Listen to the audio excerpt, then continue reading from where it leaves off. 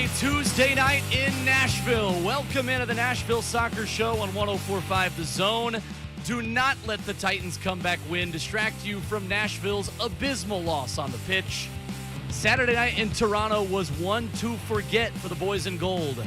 We've got an hour to talk about that and much more. Alongside Lucas Panzica behind the glass, Davey Shepard to my left. I'm your host, Will Bowling. Glad to be back with you. Gentlemen, it's not as positive of a show tonight based on the product that was on the field Saturday night, but it will always be a positive time. How are we? Man, I'm doing good. I sure do wish we were talking Titans tonight instead of Nashville Soccer Club. It'd be a little bit more fun. Still plenty of bad to talk about there as well, I guess. But no, hey, really tough loss for Nashville Soccer Club this week. And, man, it can't be fun to be in the locker room this week. Also, it is pouring outside. It is raining so hard. It's death taxes and me having a rain jacket in my car. That is not like where I need it. It is raining so hard. What's the last thing we said on Tuesday? I mean, literally was on the way out. Guys, we have said to get 3 points. They were going to lose one of these. But we said they had to get 3 points in Toronto. It's the last place team in the conference. They hadn't won a game in seven match days. Yeah, it's an inexcusable loss, and that's going to happen. Those are going to happen. They've happened a couple times. That's the good news. This team's only lost 3 of those this year. Right.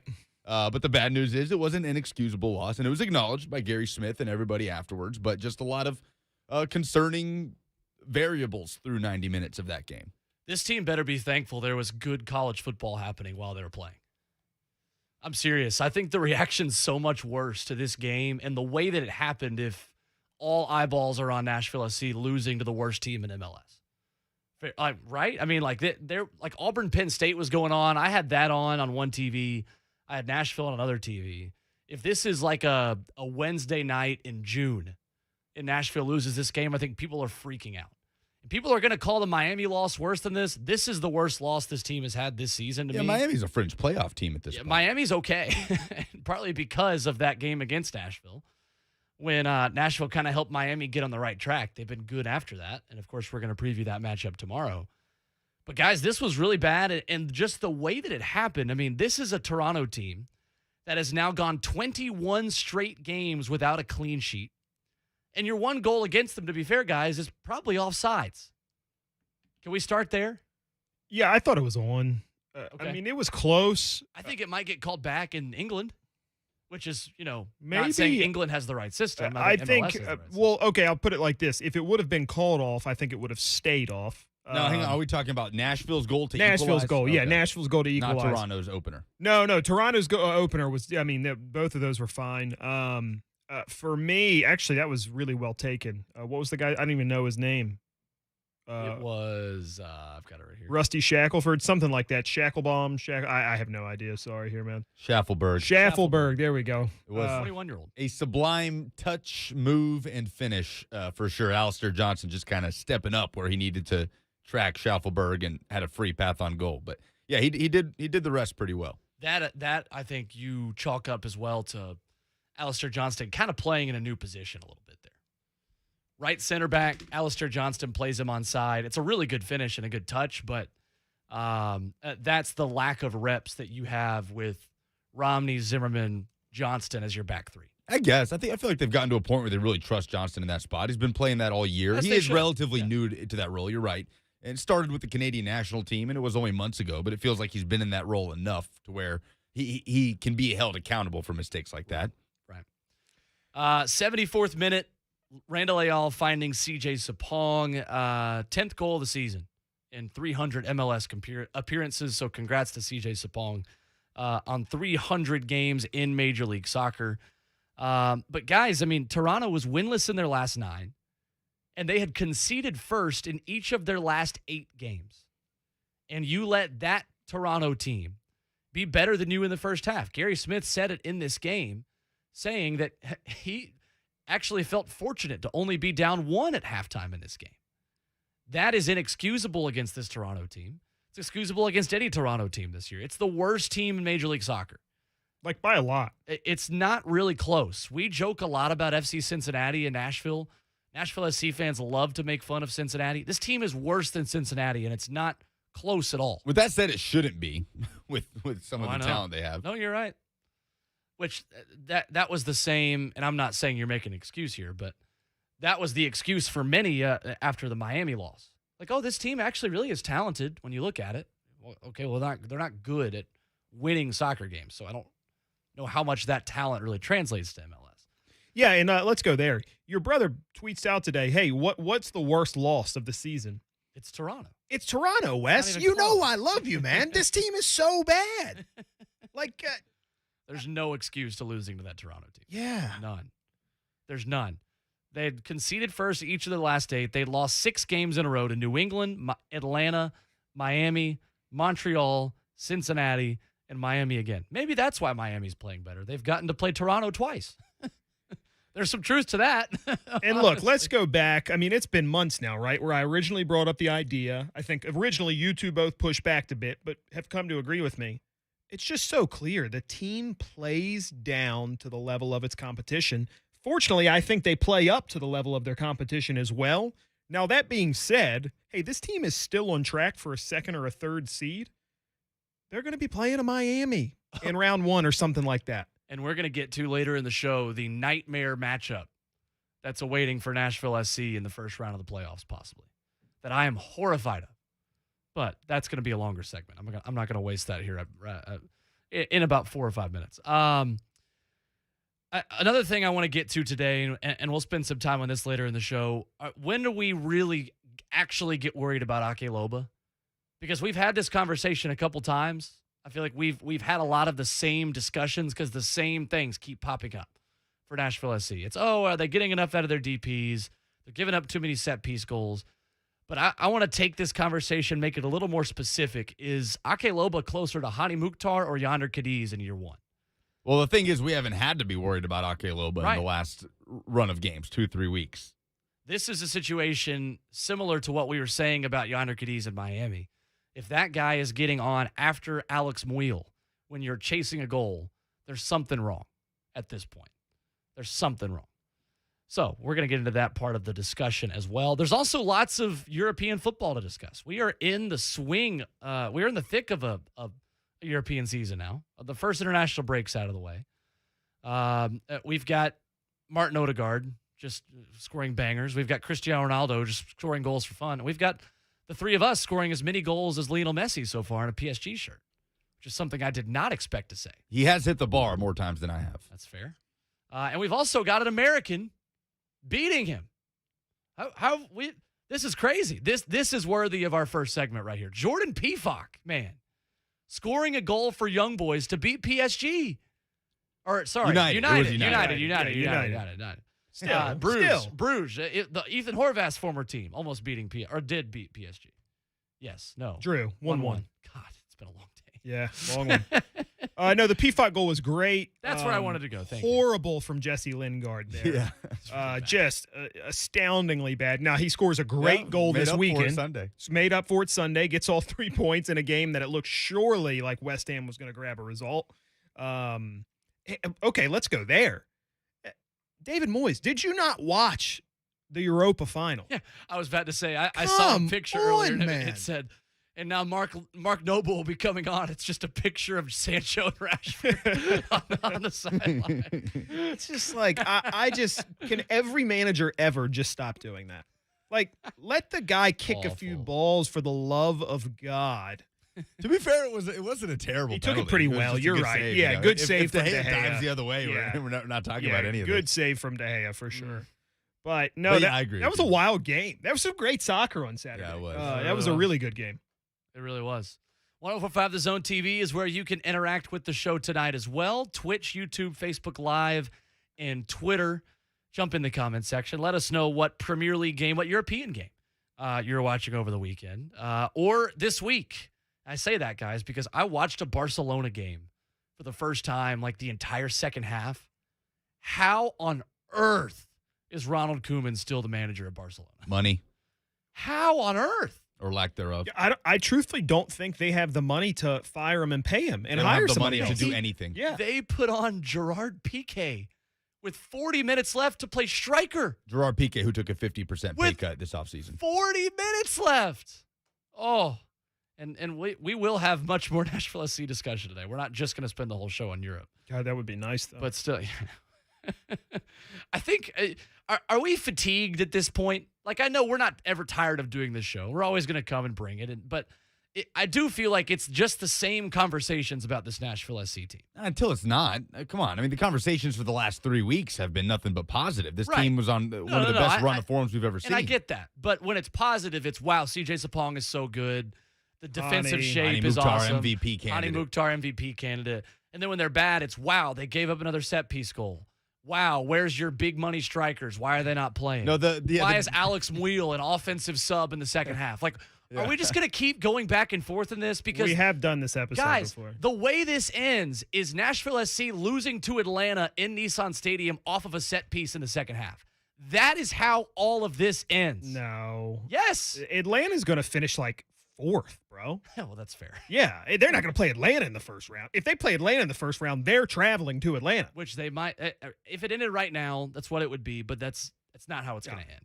Atlanta is on the ascendancy here, bro. But the point is, the way this team finishes this cycle of this show going back and forth between a couple different topics, this is where we take this to a new place tonight, gentlemen. The way the season's going to end is on the disappointing side of this. To me, because the mistakes you're making are not indicative of a team that's going to win in the playoffs. Right? One set piece, and this team might be buried. I feel like teams are going to be more apt to park the bus, settle in, if you get a set piece goal against Nashville. If you get a set piece goal against Nashville in the first or second half, at home or on the road, the way Nashville plays, Nashville has asserted itself as one of the best teams in MLS. So where do we take that on the next step? The next step of that is you start to get treated like a good team in MLS when a team gets a goal against you against the run of play.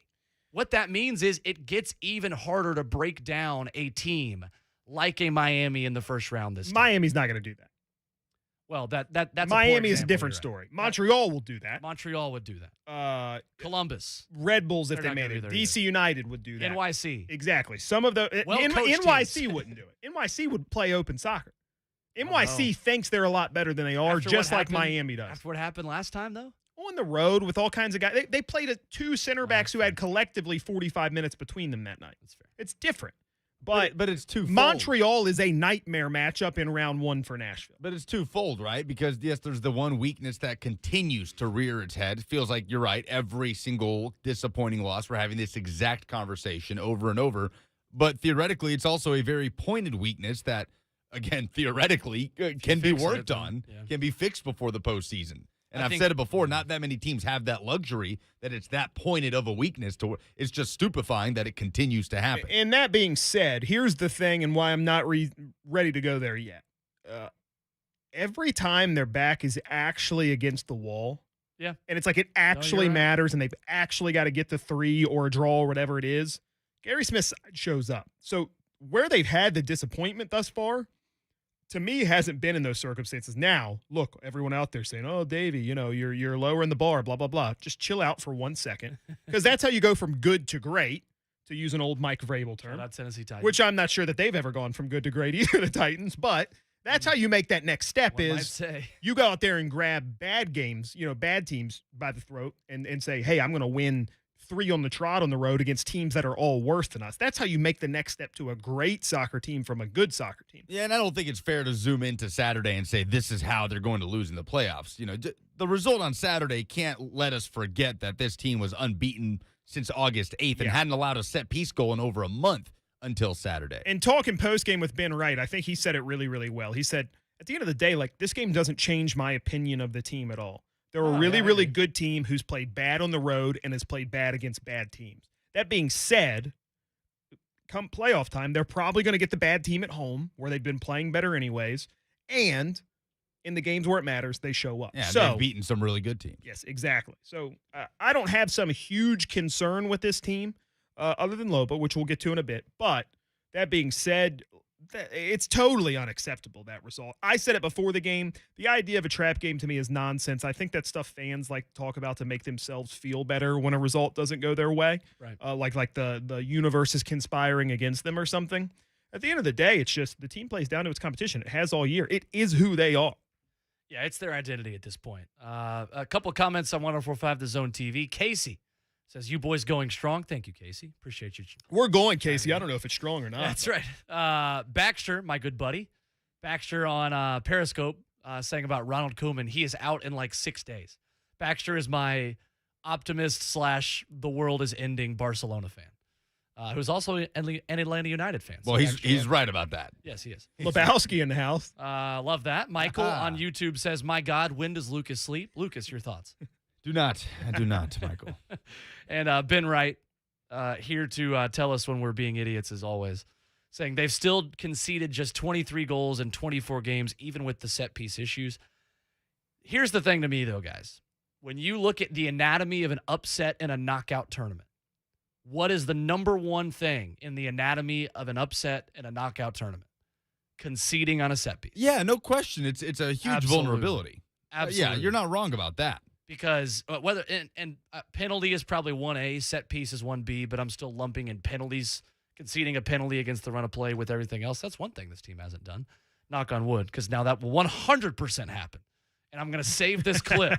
Jinxes don't exist, but I'm going to save this clip for when that happens. Yeah, has this team faced any penalties?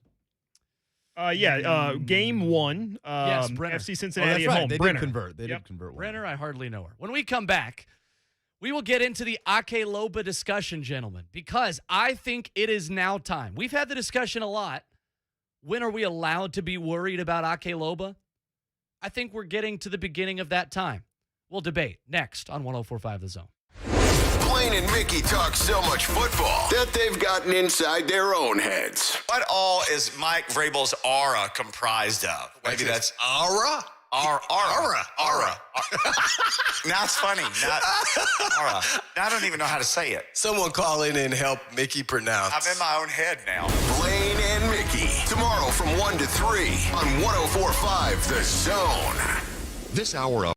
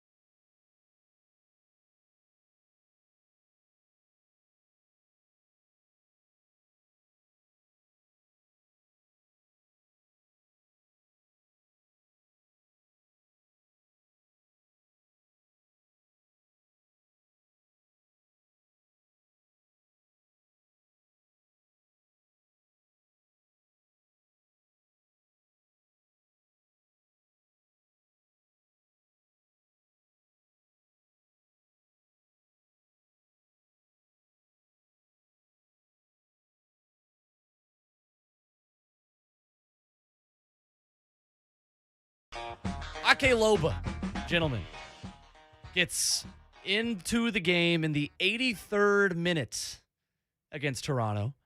As far as this season goes, I think he's closer to Yonder Cadiz coming in late to this team last year than he is to a Hani Mukhtar that's just getting minutes, getting starts, and slowly adjusting to the league. Somewhere in between. Or like a Leal. He's not, Leal, but even Leal he hit the post against Atlanta in that first game. He was great at times and then was bad at times. I think this is a guy, I just don't want to get in the excuse-making business for a guy that we've been told and we've seen has the quality to step into this team day one and contribute. His last game before he was playing for Nashville SC was in the CONCACAF Champions League. 2 of them. 2 CONCACAF Champions League appearances before he scored against Nashville Columbus, SC. right? Yes. Somebody scored against somebody. Correct. Yes. Let's look last year. Hani Mukhtar, his first goal last season. Do you remember what his first goal was? Oof. Hani Mukhtar's first goal as a Nashville SC player. Yes. Was it a penalty? No, I don't think idea. it was. Or was it during I know win when it against was. Atlanta when they scored 4. It was against Atlanta. Atlanta. Did he score 2 in that game? No, I think it was just 1. Okay. See, I teed you up. And It was I didn't have 4-1, follow-up 4-2, answers something for along those follow-up lines. questions. His 10th game in a Nashville shirt was Hani Mukhtar's first goal. Yeah. 10th game. So, I think that if Hani Mukhtar is having the same performances in year 2 at this point, and Nashville SC is in a different existence, it's not just this new thing, we don't know their identity, we're probably having the same discussion about Hani Mukhtar. If he is, not the guy that's built around and, oh, hey, we got this new central attacking midfield player that hasn't scored in his first 10 games. So I don't want to have revisionist history and think that Hani Mukhtar stepped in day one and was just lighting it up. So when I say that it's time to start being concerned about Ake Loba, yes, Hani Mukhtar got off to a slow start as well. Just the fact now that Hani Mukhtar is an MVP candidate does not mean that it didn't take him 10 games to finally score his first goal. So when I say, we're concerned, I'm not saying that he can't become a Hani Mukhtar level talent, because he can. But at this point, Nashville SC needs more out of Ake Loba. Fair? Well, yes, but here's the thing. Ake Loba can go out there and look dynamic and, track back well and just look lively. But at the end of the day, it's like the Rodrigo Pinheiro thing. The limited action we saw from Rodrigo Pinheiro was in a really pivotal moment in a game against Toronto where he helped initiate the game-winning or game-winning goal right at the end by Luke Hawkinson. Rodrigo Pinheiro in that game. Yeah, that was the tying goal. So I'll kind of lump both of those in, although I know it's completely different. Pinheiro nowhere close to a record-type signing. But we thought this guy was coming in as like a young DP type, right, from Uruguay. Rodrigo Pinheiro was supposed to be a major addition to this team. I mean, technically speaking, he is a young DP. Right. Well, we thought roster mechanism-wise. Right. He is a young DP, and we thought Ake Loba was supposed to come in and have a DP impact on this team. So it's a similar conversation, and we're seeing none of those guys. So they can come on, they can look dynamic, they can look lively, but if they, in the limited moments they do get on the field, but if they're not seeing the field consistently, then they're obviously not doing a job that Gary needs them to do on the field, right? I can't think of any other reason. It is obvious that Gary does not think there is something that they can do, a specific job that we don't know. All we can do is throw out our best guess. So I think I'm just totally in a different boat than you guys. Like, when I hear you say, are you going to compare him with Cadiz, and you think he's close, I think that's pretty unfair on the guy. I just don't think I've seen anything from him to be able to compare him to anything. And if we're sitting here questioning who Ake Loba is, me personally, I think it's just got to go to Gary, because I don't, to Lucas's point, I just don't understand why he isn't on the field. I've heard fitness, I've heard sharpness, I've heard learning his role, I've heard all of these things. At the end of the day, you're chasing a goal for 40 minutes the other day. Right. And if there's one thing we know the guy knows what to do, it's score goals. Right. And so I don't really get it at all. Look, am I willing to say, and that's where I can get people being really upset about this and really annoyed at it. Record signing by more than double all of that stuff. I get it. If you just want to be pissed, I don't even really beef with you on that, right? Like, just go be pissed about it. I got no issue with that. That's fine, man. But that being said, I think on the flip side of that, you have to say, like, okay, well, what are the results? What are the results since Ake Loba came into this side? Right. Overall, pretty good. Overall, pretty good. Very Lost good. 2 games, drawn another 2, won a bunch. You've gone a second in the table by Right. yourselves. Yeah. Yeah. Like, you know what I mean? So it's one thing if the team's not scoring goals. Well, that's And why we I'm not haven't talked arguing about with it over that the either. last. We haven't even brought it up the It's last couple really weeks. easy to talk about it on days like today where they just lost to Toronto. I get that, and I was saying it on Twitter that night. I said, listen, you're chasing a goal away from home. You got a $7 million striker or dollar striker sitting on the bench. Because I don't think we're talking about it if they lose and he plays. Like, the reason I'm talking about it is because he doesn't even get a chance to affect them. Yeah, it's a No. matter of what do they have to lose by throwing him out there earlier than the 83rd minute when they need a goal. Right. Look, I'm with you there. I'm not. I feel like I'm like kind of painting myself as a Gary truther on this. That's not what I'm trying to do. I got issues with it. But that being said, at the end of the day, what's the counter? Like I don't know what there is to gain necessarily. What is there to lose? I'm with you.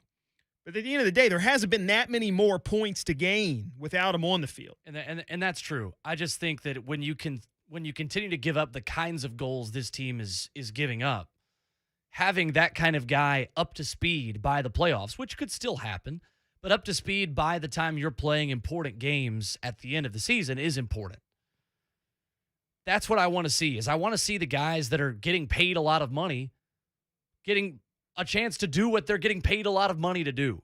And the fact that we're not even getting that opportunity worries me about the way Ake Loba fits into this system. To be fair, Gary Smith has played a lot of different systems in Nashville. I think if I'm giving myself a devil's advocate, it's that there's not a role that suits him well enough in this current iteration of Nashville SC. And the way this team is playing, you're not changing your system to adjust to Ake Loba. You're changing your system to adjust to CJ Sapong and Ahani Mukhtar, because those are the two guys that are leading this team, and Ahani Mukhtar leading the MVP conversation for Nashville SC and for a lot of players in the Eastern Conference. So the counterpoint and the next step to a lot of this is, well, shouldn't you build around your highest paid player? Not right now when you've got a legit MVP candidate. I mean, So I'm kind of talking against myself here, but I think there are sides to this that make it a pretty interesting discussion, which is why I wanted to bring it up. It's the way they rolled him out, right, and presented him in front of the crowd and billed it as a record signing for this club that would change things. And winning cures all, right? Like if you're winning games and you're not playing your record signing striker, then it's like, oh, well, why'd you spend all that money on him? But who cares? You're winning. But it's the second you hit this moment in like Saturday's game where you need a goal and it's not cohesive up front. You don't have that direct line to a goal when you need one and you're not even giving him the chance. That's when people are going to complain about it. Look, There's a reason we haven't even brought it up over the last 2 weeks. Right. But it's going to be brought up when it rears its head like it did on Saturday. Say that and say it's not cohesive up front. That's fine. Walker Zimmerman hits a bar with a header. Walker Zimmerman kicks an assist over that CJ just doesn't get enough on. It's almost 2-1 in the blink of an eye the other day. Yeah. So, again, I want to see Ake Loba. I want to see Ake Loba starting. I love Daniel Rios. I think Daniel Rios is a super likable guy. Now, here's what I say out there. I don't think there's a player on the roster Gary Smith likes more than Daniel Rios. I would agree with that. I think CJ Sapong's going to make way from the starting lineup before Daniel Rios does. I think he's there to I'm stay. not going to go that far. So, I just think CJ's going to tap out sooner or later. No, that's fair. I think he's just going to. Not there yet, though. Not there yet. The guy's scoring for fun, and I goals. hope he keeps on doing it, man, because it's a blast to watch. It is. I just say sooner or later you've got to stop asking 90 minutes out of him every day. You know what I mean? Or 78 minutes out of him every game. But to your point, Davey, you're right. Zimmerman hits the bar with one of the most powerful headers Oh my I've God! ever seen. It might have been the most crazy. powerful header. It was Rattled the entire insane. goal. And there are moments there where the game can turn, and that's every game, right? But Gary Yeah. Smith said after the game, a direct quote, "It's really our lack of intensity tonight in such an important game. Tonight we were nowhere near it. Just that lack of urgency. Yes, there's a couple moments here and there that can turn the game, but that lack of urgency was consistent throughout that game. Can Ake Loba help bring that? Can he help bring that intensity? We don't know, but that's the thing. I mean, I think the guy does. Like, All right, well, Aren't there you we just go. always impressed with how he works back and like the level of effort you see from it? Well, I am that's personally. and that's what Gary Smith said they were lacking the most on Saturday. So that's why we don't talk about it when this team is winning because Right. we don't need to. It becomes a sidebar conversation. Like they're winning all these games. They spend all this money on this guy. They're not even playing him, but it's like whatever. They're winning. So it's like I'm not going to say anything. I think But when they start to have this lack of urgency up front, that's when you are allowed to bring it up. Say, okay, where's the $7 million striker that you brought in a month and a half ago? The thing that doesn't help is that I think the other guy that should be getting more minutes is Randall Ayal right now. yeah, and that makes it hard. Oh, he brought an instant spark Saturday. Instant spark. He That had was the one of the assist. best. That's what I'm saying. But that's another guy Daniel Rios has displaced. That was one of the best buildups of the season, by the way, on the equalizer Yep. by Sapong. Initiated by Zimmerman on a line-breaking ball, and then 1-2 between Leal and Mukhtar, and Leal with the assist for Sapong tap-in. It's crazy. Nashville SC's gotten to the point where a guy starting for Costa Rica is on the bench. But that's formation. And Well, I that's know, where, but still. listen, if people out there want to have a conversation on going 4-2-3-1, let's have it, right? Let's have that conversation if you want. But at the same time, I also get what Gary does with the wingbacks. I think you're going back to 4-2-3-1 tomorrow night. I do. Maybe I think just given the on nature the road, of a place you've already lost. the nature of the mistake Johnston made 3 in the back, and I know that's harsh, but this team hasn't made a lot of mistakes. And there's a lot of good players on the bench. I'm not saying Alistair Johnston drops to the bench. I'm just saying, if you're going to see a little shift, it's going to be the game after your shape kind of caught you out. If there's ever going to be a time that happens. Twitch, YouTube, Facebook Live, Twitter, if you want to jump in on the conversation. Randall Ayal's last 2 games, 35 minutes, gets the assist against Toronto. Comes on in stoppage time against Montreal in that win, in a 1-0 win. 31 minutes as a substitute. He, of course, gets the goal as a substitute, the empty netter, against Atlanta. And before that, it was 72 minutes, 77 minutes, 74 minutes for a guy who I think has overall been pretty good this Well, year. he's also gotten a lot of minutes with the Costa Rican national Yeah, a ton of team. minutes when he Yeah, was he gone. has. Yeah.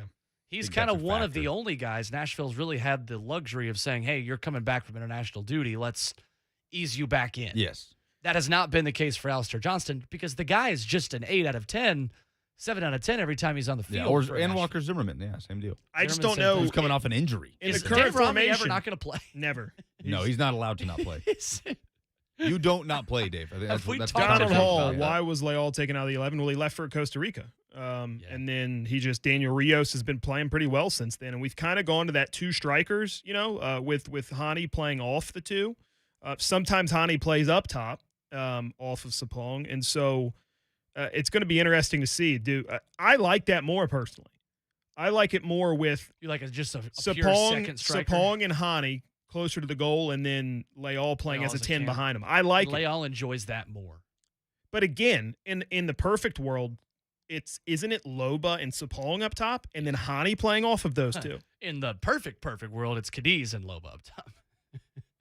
But that's not going to happen. I not the way once upon a Sapong's time going. I thought that was the perfect Right. world. That's what I I'm think saying. it's pretty like much the proven. Like the highest ceiling when you sign both those guys is, you're going to play them together, and Yeah. you've got don't work got that this way, hybrid unfortunately. 4-4-2, 4-2-3-1 where Loba comes off the right, second striker with the ball, and is a right winger without it. But that's just not, not the I don't situation. know. I mean, despite all the physical attributes, I do think Sapong has more in his tool belt than Yonder Cadiz. We've seen that by now. I don't think Loba's ready to be an out-and-out number 9 striker in MLS. He's not physical enough the way Nashville plays. This is still my takeaway every time I see Ake Loba up there. He's not physical enough to hold up the ball the way Gary Smith wants his strikers to hold up the ball. But bro, he's out there with Cadiz and Hawkinson and LaGrassa. I know. We do not have a sample size on Ake Loba yet. I'm definitely with you on that. Yeah. And if Yonder Cadiz makes a tap And that's no knock on any of those guys, because when those guys come into the full lineup, they put in good performances. All of those guys I just named. Hawkinson does, LaGrassa, all of those guys does. But when it's all 5 of them out there together, they're not getting minutes together. Like, it just doesn't look cohesive at all. So then when we see Loba, it's with a disjointed front, and it's like he's doing all this running and this stuff that looks great, but where's the service? To an extent, he hasn't had much of a chance. Right. Yeah. Yeah. So I that's all I'm saying is, you want to judge the Loba thing, judge the signing if you want, right? did they need to make a $7 million signing right now on this guy who's not going to – maybe they would have been able to get him in the offseason. I don't know. Right. But I don't think we can judge the player at all yet because I just don't think there's a sample size out there. Even go back to his first start. It was New England, right? It was New England away, 0-0 where draw. you're there to get a draw. Yeah. You are there to get out of there with a scoreless depleted draw roster. The perfect result. Right. And so even then, he gets the start with 45 minutes. But when that's the direction and that's the approach, even then you're not really giving him that much of a chance. Right. To prove what he was brought here to prove. The reason Daniel Rios has taken over is because they don't win in Atlanta without Daniel Rios. Now, granted, they also don't win in Atlanta. He played pretty well before then, though. Without Joseph Martinez missing an absolute sitter, he makes probably 90 times out of 100. But I think Daniel Rios has looked good. I got no issue with his inclusion. The way he played in that Atlanta game was like he was up to the level CJ Sapong's been at for about a month and a half, 2 months for that game. They don't win that game without on the team. Daniel Rios? Yeah, I think so. So I have trouble saying the best finisher because when I think of the goals that Randall Leal and Hani Mukhtar can score, I don't know if Daniel Rios has that in his locker. I just think Hani has that instinct. Yes. I think so. Actually, I would disagree with that part. I think Rios has the instinct. I think Leal and Mukhtar are the better overall finishers in the different types of goals they can score. What I mean by that is, like, you talk to make the football analogy. Like, Derrick Henry is like a rhythm rusher. We've talked about that a lot on this station. There are some guys that have to be getting lots of shots off, lots of chances in order to finish goals. They've got to be in and around the ball. They can't just have a moment and then finish it. Daniel Rios is not, he's the opposite. He does not have to be in a rhythm. He needs 1 or 2 chances and it's in. So if that's how you define best finisher, then absolutely. He doesn't need as many chances to score. I just mean, like, technique finishing the ball. Like, that goal he scored against Atlanta, low post, driven across. Like, if there's one person on the roster I want taking that shot, it's Daniel Rios. Yadar Cadiz never scores that goal in a million years. See, it's still Hani Mukhtar for me on the kinds of goals that Hani Mukhtar can just score. Pouncing on loose balls in the box. I'll tell you, free kicks, that type of thing. One other thing that I am okay with not seeing again for a little while, and I think it worked for a few games. I'm totally fine with Lovitz moving back over to the left. I think the inversion was kind of found out a bit the other day. People know about it now. And look, some days just know about it, not whatever. Some days things just aren't going to come off right. Taylor Washington was fine. It's not like Lovitz was bad on the right. It was just it did not work in the way that it had worked previously. Get Johnston back out to wing back. Get Lovitz back over on the left. Taylor Washington deserves a rest anyways. That guy has been awesome. Yeah. And so, that was another thing that stood out to me the other night is it had been so smooth, that transition, and more than you can ask for, I think. The ironic thing is Nashville had the possession on Saturday. Yeah, for the first time in a while. That's actually not even really a knock on Gary Smith. It's just that this was a new idea. People have figured it out, so what's the next new idea? And Gary Smith has gotten a lot of those right. Alistair Johnston moving to right center back was a great new idea. You know, Brian Anunga and Matt LaGrassa, the revelations they've been in the middle of the field. I don't want to get caught in the trap of this just being an all negative show here today because totally. We're going to talk Chelsea, so it's going to turn positive here soon. So we're about to have a complete deep dive into the Carabao Cup fixtures that were today in the third round. Look, this team's second in the Eastern Conference. Right. Because we've embraced this show. It's not even a heel turn. It's just that we're the most real people on this team. Like, we're going to call it like we see it, probably more than the other people that are talking about this, because most of those Your people brother would push back against are that. Fans. I don't think he would at all. But and here's the thing: if this Wes team, is probably watching right now, like he's probably about to text me. I right love now. you, Wes. Like, the worst thing. Jonathan Schaefer today was like, "Y'all are a little harsh sometimes." That's what this statement is coming from. I'm not even thinking of Wes as I say this. It's Jonathan Schaefer walking in and be like, "I was driving around a little bit last week and like." They're good. Like, y'all are kind of harsh. I was like, okay. Well, and the worst thing wasn't even anything formation or personnel on Saturday. It was the urgency, the intensity. For me, the most disappointing or the most concerning thing was how they fell off after conceding the second goal. The flurry that Toronto brought on after going up 2-1. That was the most concerning to me. Well, and they had pressed so hard to get the equalizer, and it just I looked get that. so good it in doing kind of broke them a little bit. Yeah, it did. And it's been a long road trip. You're in Toronto. It's right. you're in the north. I Watching get college it. football. It's but the thing is, if this team dismantles Miami on the road, which is not an easy thing to do, we've known that by now. But this Akelova conversation dissipates because they're winning again. Sure. does the change. It's game by game. You've got Miami and Chicago the next two. Just win them. You got to beat Chicago. Just win them and go on. But overall, good problems to have. I think. Does a point become an acceptable result now tomorrow? Now? Acceptable is After probably the not the loss? right word. Yeah. No. Really? It's more you got to win it. Interesting. Yeah, I mean, after losing I'd at probably go the Miami other the way. last time, Honestly. I think I'm you thinking got to like get don't 4 let points the out of these wheels next two fall games off at and least. lose 2 in a row. You got to get 4 points out of these next 2 road games Yeah. before coming back No, home. and I agree. This is the most disgusted Davies been in a Dude, while. Chicago is so bad. And I had them in the playoffs. Oh, so no, I'm not saying Chicago. I'm saying Miami. The way Right. Miami's what I'm saying is, playing, okay, 4 going points. on that trip. So I'm saying 3 points against Chicago is like as nailed on as like you got to get this result as anything. I would say as much as the Toronto one was. That being said, you Famous didn't last get that words. one. So I thought from the road trip you could afford to drop 2 points against the teams that they had. I thought that would happen against Montreal. Montreal's a good side. Yeah. You go to Montreal, you do the heavy They lifting. had chances. They did. They had But you do chances. the heavy lifting, you get the 1-0 win. Yeah. And then to me, it's okay, 9-9, be the team you think you can be. Right. Mind you, this isn't just about playoff position anymore. CONCACAF Champions League slot is on the line now, man. Like there's something for just getting the most points available to you now. So it's not I think the excuses are gone. Mm-hmm. And again, this is to me, I came into the season saying, hey, you know what? I think this team could get like better, but it not feel like it. And I'm not there yet. They're second in the East. I think they're still going to win around in the playoffs. I think they're still going to do a lot of good. But for me, one absolute surefire way to say, hey, this season was better than last year, lock up a CONCACAF Champions League spot. I think that means a lot to fans. I think it means a lot in the grand scheme of the money you're able to make. And I think it would be really, really good kind of ensuring this team is headed in the direction we all think they should be. If we're harsh on this team, it's because we realize the quality of it earlier than everybody else, right? Right. I predicted them to be finished 4th in the preseason. Yeah. I changed it to 3rd on this show, a month ago or whatever. Yeah. So And I was I've around got 4th. I high had 4th, too. expectations for the team, and I want to see them meet those expectations. The games left. We've started to get to the point now where we can actually list the games that are left without it taking way too long. It's Miami, Chicago, Orlando at home becomes a really intriguing one. Orlando's struggling right now, man. Yeah, they are. 2 New York,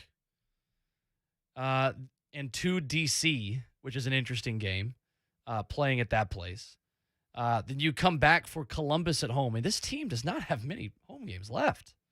It's Orlando, Columbus, and New York back at Nissan Stadium. Yeah, I got to get some. It's road nothing. You got results. 3 home games left, and then it's Philadelphia, Cincinnati in late October. And then you finish up at home against New York Red Bulls. Real quick, guys, before we go to break, Atlanta United, we mentioned it quickly.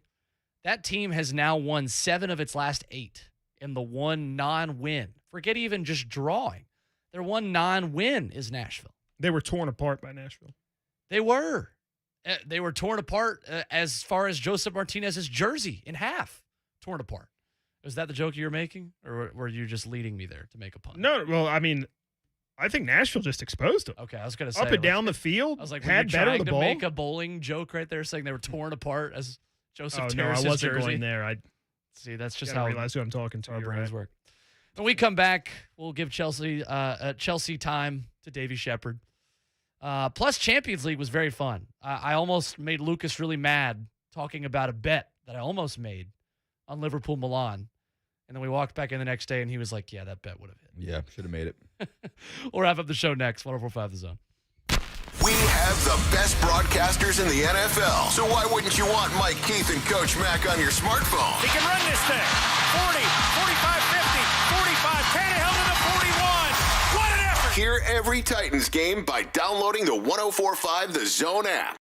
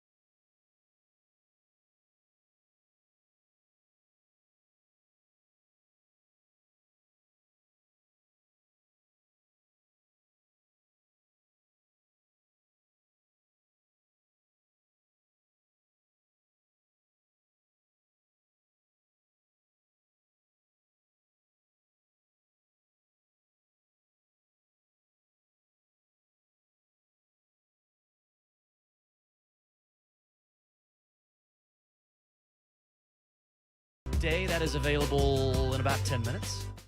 Talking about Ake Loba, talking about Toronto over the weekend, and a little preview ahead to Miami tomorrow night. We will, of course, finish the show as we have started to always do with our predictions now on the way out.